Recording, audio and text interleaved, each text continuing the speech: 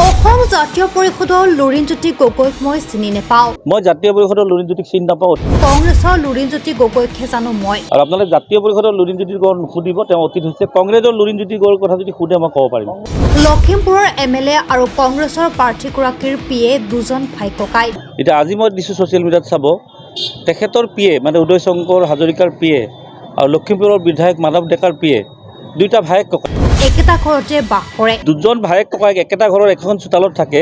তাৰমানে মানৱ ডেকাৰ পইচাৰে কংগ্ৰেছৰ প্ৰাৰ্থীগৰাকীয়ে নিৰ্বাচন খেলিছে। এতিয়া টকাটো মানৱ ডেকাৰ পৰা আহিছে। মানৱ ডেকাই টকা দিছে বিজেপিৰ প্ৰাৰ্থী, কংগ্ৰেছৰ প্ৰাৰ্থী বিজেপি ঠিক কৰি দিছে। এইটোতো প্ৰমাণ হৈ গ'ল। দুজন ভায়েক ককাইক একেটা ঘৰৰ এখন চোতালত থাকে। এগৰাকী আকৌ মানৱ ডেকাৰ লগত থাকে, এগৰাকী উদয় শংকৰৰ লগত থাকে। তাতো ৰাইজে বুজি পায়তো।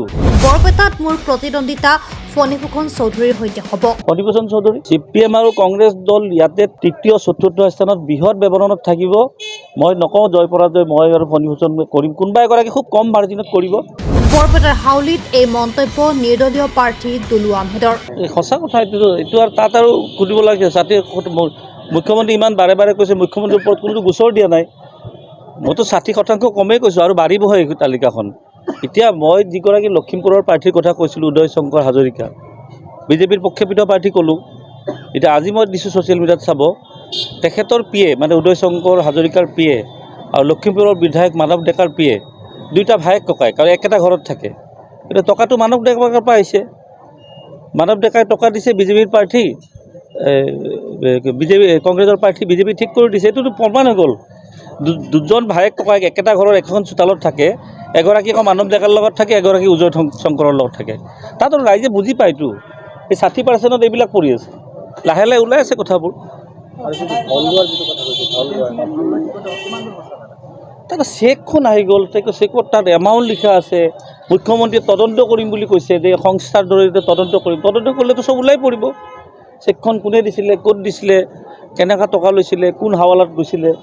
এইটোতো মই কোৱা নাছিল, মুখ্যমন্ত্ৰীৰ ষ্টেটমেণ্ট আছেতো যে এইটো ওলাইছে এটা অভিযোগ, আমি চৰকাৰী সংস্থা দি এইটো ব্যৱস্থা কৰিম, এইটো মোৰ এখতিয়াৰৰ বিষয় নহয় বুলি ক'লে। একেবাৰে স্পষ্ট। ইমান দিন অভিযোগ আছে, এতিয়া চেকসহ। আৰু দুদিনমান ৰখক, দুগৰাকী কংগ্ৰেছৰ শীৰ্ষ নেতাৰ টেলিফোনিক বাৰ্তা আপোনালোকে মিডিয়াত পাব। মোৰ লগতো পতা নাই কথা, তেখেতসকলে পাতিছে। তাতে মোক দুখ দিটো লাভ নাই, দুলু আহমেদে কৰিছে বুলি। ওলাব দুদিন পিছত, এই নিৰ্বাচন চলি থাকোঁতে ওলাব। ৰিপুণ বৰাৰ কি গণভিত্তি আছে? ভূপেন বৰা ৰাজ্যসভাৰ আসনখন মিলা নাই কাৰণে যোগদান অলপ পিছুৱাই ৰাখিছে। আৰু কংগ্ৰেছত যিবিলাক বেছি চিঞৰ বাখৰ কৰে সেইবিলাক কিন্তু বিজেপিত থাকে, যোগদান প্ৰথমেই কৰে। আৰু এখন বিজেপিত তাত দীঘলীয়া তালিকা আছে, তাত ভূপেন বৰাৰো নাম আছে খুব সম্ভৱ। যাৰ দাম দৰ মিলে তেওঁ গুচি যায়। কেইদিনমান আগতে বিজেপিত চেয়াৰখন পাইছিলে, এতিয়া মূৰাটো দিয়ে, কেইদিনমান পীৰাখনো নাপাব। এনেকুৱা অৱস্থা হৈছে দলটোৰ। কেইদিনমানলৈ কোনোবাই যোগদান কৰিলে চেয়াৰখন অন্তত পাইছিলে, আৰু কেইদিনমান যাওক মূৰাটো নাপাব, কেইদিনমান পীৰাও নাপাব, মাটিত বহিব লাগিব। এনেকুৱা এটা অৱস্থা হ'ব বিজেপি। মই জাতীয় পৰিষদৰ লুৰিণজ্যোতিক চিনি নাপাওঁ, অতীত হৈ গৈছে। কংগ্ৰেছৰ লুৰিণজ্যোতি গগৈৰ বিষয়ে যদি কিবা সুধিব লাগে সেইটো সুধিব। বেচেৰাটো কষ্ট কৰি আছে, বহুতৰ আশীৰ্বাদ আছে। মই যদি আকৌ হাৰিব বুলি সেই মানুহসকলে মোক বেয়া পাব, কিন্তু মোৰ আশীৰ্বাদ নাই তেওঁৰ ওপৰত। আৰু আপোনালোকে জাতীয় পৰিষদৰ লুৰিণজ্যোতি গগৈক নুসুধিব, তেওঁ অতীত হৈছে। কংগ্ৰেছৰ লুৰিণজ্যোতি গগৈৰ কথা যদি সোধে মই ক'ব পাৰিম। কংগ্ৰেছৰ লুৰিণজ্যোতি গগৈ তাতে প্ৰচাৰ কৰি আছে, কংগ্ৰেছে সমৰ্থন কৰিছে, মুকলি হেৰি কৰিছে। আপোনালোকে কংগ্ৰেছৰ লুৰিণজ্যোতি, জাতীয় পৰিষদটো বাদ দিয়ক। কংগ্ৰেছী লুৰিণজ্যোতি গগৈৰ নিৰ্বাচন খেলিছে ডিব্ৰুগড়ত, ৰাইজে আশীৰ্বাদ দিছে, তেওঁ জয়লাভ কৰক, ৰাইজে যাতে ভাল পায়। মই তেওঁক বেয়া পালে নহ'বতো, ৰাইজে ভাল পাই আছে। বেচেৰাই বহুত কষ্টও কৰিছে, কিন্তু মোৰ আশীৰ্বাদ নাই। মই স্পষ্টকৈ কৈছোঁ, মোকতো জোৰ জবৰদস্তিটো আশীৰ্বাদ তোমালোকে ল'ব নোৱাৰা। অখিল গগৈৰ কথাটো মই কিন্তু আজিলৈ বুজি নাপাওঁ। মই অসমৰ এজন মানুহে হৈ গ'ল অখিল গগৈ, মই যাক আজিলৈ ৰিড কৰিব পৰা নাই। আজিলৈ মই বুজিব পৰা নাই কি, এইটো অলপ বুজিব চেষ্টা কৰিম। বাকীখিনিক মই ৰিড কৰিছোঁ ৰাজনীতি, কিন্তু অখিল গগৈ এনেকুৱা এগৰাকী ব্যক্তি মই আজিলৈ কিন্তু ধৰিব পৰা নাই। তেওঁ কি বিচাৰে, কি কৰিব, কি কৰি আছে, মই চেষ্টাও কৰা নাই অৱশ্যে। তেওঁৰ লগত মোৰ যথেষ্ট ভাল। চেয়াৰমেনৰ সমষ্টিটো নাইকিয়া হৈ গ'ল কাৰণে তেওঁ বাকবৰটো কিবা ভাঙি টুকুৰা টুকুৰি কৰি দিলে।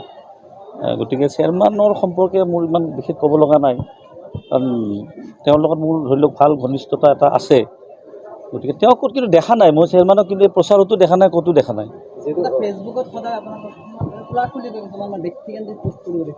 অঁ ব্যক্তিকেন্দ্ৰিক কেনেকুৱা হ'ব? এটা 2 কোটি টকাৰ চেক এখন দলীয় টিকেটৰ বিনিময়ত দিছে, সেইটো আৰু ব্যক্তিগত হৈ থকা নাই নহয়। মই ৰাজহুৱাত মই তাৰতো 2 দিন পূৰ্বে কৈছিলোঁ টকাৰ লেনদেন হৈছে, তাততো তেতিয়াতো মোৰ হাতত চেকখন নাছিল। এতিয়া মই চেকখন দিলোঁ, যাৰ চেক দিছোঁ তেওঁ কি কৈ আছে? ন' কমেণ্ট। তেওঁ কৈছে নেকি হয় নহয় কিবা কোৱা নাই, ন' কমেণ্ট। তাৰমানে তেওঁ কৈছে যে দিছোঁ, যোৱাবাৰো বোলে 50 লাখ টকা দিছিলে। মানে কংগ্ৰেছ কৰিলে এতিয়া কি হৈ যায়, বিপদত পৰিব। তাৰমানে যোৱাবাৰে ৰমেন বৰঠাকুৰে 1 কোটি টকা দিছিল মই জানো। তাৰপিছত কি হ'ল, তেওঁৰ দলীয় প্ৰাৰ্থীটো নাপালে, গুৱাহাটীৰে আছিল তেওঁ। তাৰপিছত নোপোৱাৰ পিছত 1 কোটি টকা ক'ৰ পৰা দিছে? ইনকাম টেক্স পৰিছে, নটিছ আছে তেখেতৰ তাত। তেওঁ নিজে মন্তব্য দিছিলে সংবাদ মাধ্যমত যে কংগ্ৰেছ কৰি মোৰ হেলিকপ্টাৰৰো টকা নাপালোঁ, টিকেটো নাপালোঁ, এতিয়া ইনকাম টেক্স মোৰ ওপৰত পৰিছে, সেইকাৰণে কংগ্ৰেছ কৰিব নালাগে বুলি কৈছিল। এইটো 1900 কাৰ 2.5 লাখ ভোটত হাৰিব মই কৈ আছোঁ। 2.5 লাখৰ ভোটত নাহাৰিলে মই জীৱনত ৰাজনীতি নকৰোঁ বুলি কৈ আছোঁ।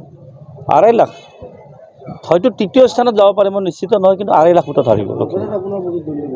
অধিৱেশন চৌধুৰী CPM আৰু কংগ্ৰেছ দল ইয়াতে 3য় 4ৰ্থ স্থানত বৃহৎ ব্যৱধানত থাকিব। মই নকওঁ জয় পৰাজয় মই আৰু ফণীভূষণ কৰিম, কোনোবা এগৰাকী খুব কম মাৰ্জিনত কৰিব।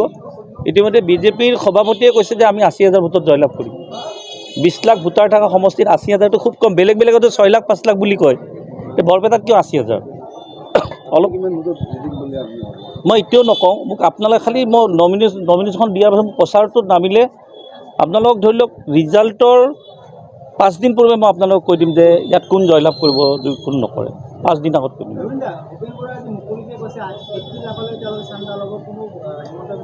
2 কোটি টকাটোৰ কি কথা ক'লে? লৈছোঁ বুলি কৈছেনে নাই? যে আমি চান্দা দিছোঁ, ল'মেই, আমাক আৰু লাগে। দলটোৰ অৱস্থাই নাই।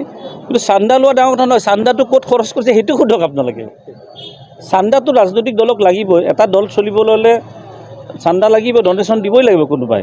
ডনেশ্যন লোৱাটো অপৰাধ নহয় ৰাজনৈতিক দলৰ। কিন্তু ডনেশ্যনটো ক'ত খৰচ কৰিছে? কিবা বিল্ডিং কিনিছে নে, কিবা মাটি কিনিছে নে, দলৰ ওপৰত দিছে? সেইটোতো হিচাপটো তেওঁ দিব পাৰিব। নকৰে কংগ্ৰেছৰ নেতাবিলাকৰ এই ডাঙৰ ডাঙৰ কথাৰ কাৰণেতো দলটো এনেকুৱা এই অৱস্থাত গৈছে। যেতিয়া চুচুৰাই লৈ যাব এইবিলাক 2 নম্বৰী গোচৰত, তেতিয়া ভয় কৰে নকৰে ওলাই যাবতো। বৰপেটা ৰোডৰ পৰা চাতাল আচাৰ্যৰ ৰিপৰ্ট, ব্যক্তি এক্সপ্ৰেছ।